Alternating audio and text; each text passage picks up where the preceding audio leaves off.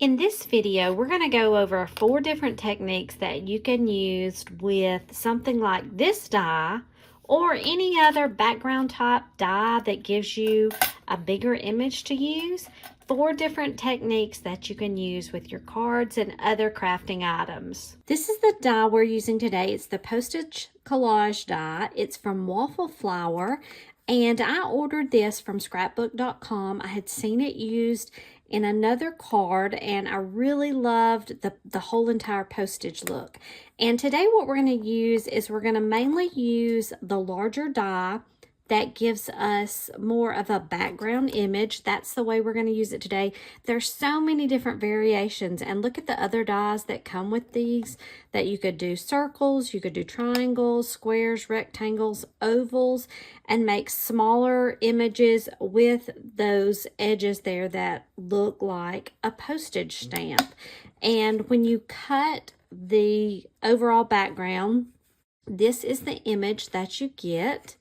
And so now I'm going to show you a couple of ways you can use not only this die and background image that's produced, but maybe it'll spark some ideas for some dies and backgrounds that you have and the ways you can use them. The first technique I have is I cut out the background image of the postage on this pink piece of cardstock.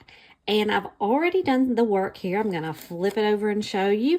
I did some stamping directly on this background die, the cut that came out. And so I'm going more with the Valentine's theme on this, just stamping directly on it. And so it's easy as taking that, and then I have a card back, just a regular piece of white cardstock.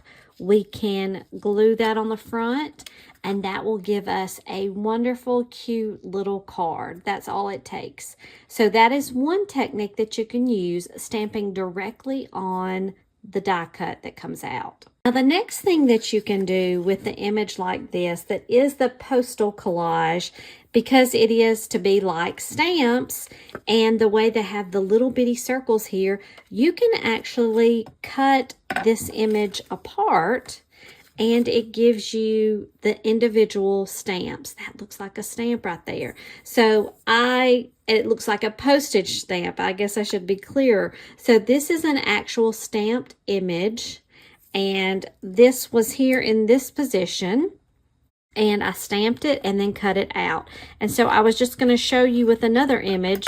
We'll take this corner right here. As long as I cut right in the middle of the circle, that's what I'm going for, to give this postage stamp image with the decorative edge there. And is that not the cutest thing? We could come in, do any kind of stamping if we wanted to write inside, do anything like that, put a sticker. There's so many different options. So you have the 6 positions on this particular die. So that is number 2 of how you can use this die and be thinking about some of the other dies that you have. The next way you can utilize a background image such as this is we talked about stamping on top, but you could also take some of your stickers or other die cut or fussy cut images and place them on here. So that's what we're going to do here. I'm going to show you. I have some extra little images that I had already cut out. I had colored them. This is from a Lawn Fawn stamp set, and it's got all these little cute animals hugging one another. And so I had some extras, and I thought these would be great, this kind of die, to showcase all the little cute huggable animals. And another thing about this stamp set, it's fine. Like, see how these go off the image? I think that looks fine. And we're just kind of making little spots for the animals. I'm going to even do that one a little higher so that it does kind of come over the top. So if you've got some little images that you want to place, like I said, it could be stamped images, it could be stickers, anything that you want, and place those on something like this, and it makes for a cute card front. You could do bookmarks. You could do any kind of ephemera that you wanted to add into your books, albums, junk journals. Add that little heart right there. And then I also have a little sentiment. Actually, I think I'm going to bring that down just a little bit. I think I can, it's not set all the way yet, so I'm going to bring that heart down just a little bit. And we'll add our sentiment across there, because I'm going to use this on a card. Add that right there. Then I think I have a red piece of cardstock already cut out. I may come in and add a sentiment later on the inside, but for now I'm just going to run my tape across here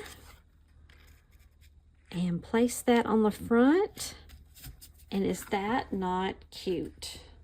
I just love the little sectioned off pieces of this. So there we've just added those. It allows them to almost jump off the page. You could even put these on with the little pop dots adhesives. So that would work as well. So that is number 3 idea. For the 4th idea, I need another die cut image using the die. And I'm not going to release the entire cut image yet. I took the outside portion off, and I want to keep the paper in the die because this time we're going to make use, I'm going to put a scratch sheet of paper under. We're going to make use of the die as a stencil. And what I'm planning to do is I want to put color on the inside. This is another cutout image. As if you can tell, there's a little bit of a hashed line, the little dashed line. That is where the die covers from hash line to hash line. And so inside that area, I want to add some color. So I've got some various ink color here, and I'm going to make use of those. I also have some brushes. And so I'm going to add some color. Let's start with the pink, and I'm going to go in the upper left-hand corner. Now, I have to be careful. I don't want to put my fingerprints on the inside. I get a lot of ink on my fingers. And so I'm going to try to be careful to hold this down on the die itself. And then I just want to stay inside. I'm going to do a different color for each section. And so I may come in later, and if I want the colors a little bit darker, I'll do that. I love this technique when I take the die off. So we'll start here with the pink, and I'm going to move around with the different colors.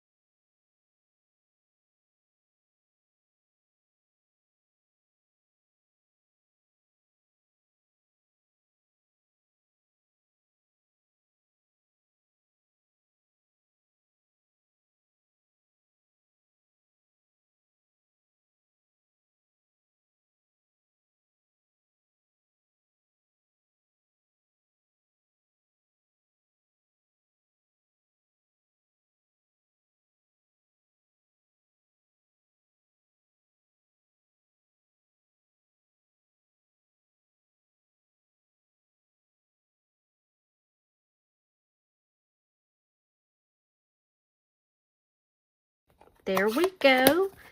Now, let me show you what's going to happen here when we take our piece off the die. It gives us this background. And I did do a little bit of bleeding, but that's just a mistake on my stenciling part, right? But that gives such a cute image. Now, you say, well, what about your die? I take baby wipes and just wipe those off. You could take a paper towel and some Windex or something like that. This is a previous background that I had done, and I have the one that I just showed you, and they are very similar, right? So I'm going to go with this one though, just because I had it lined up, and I've got some little Christmas images that I have cut out. And so this is a combination of also using the technique that we had just talked about, in addition to coloring the die cut based on using the die as a stencil. But now I'm going to place some of the images that I have from another die cut on here, on top of here. And this gives me a little Christmas card that I think is so cute, with all the different Christmas images that we can put on there. And that just makes a cute little front that then again we take.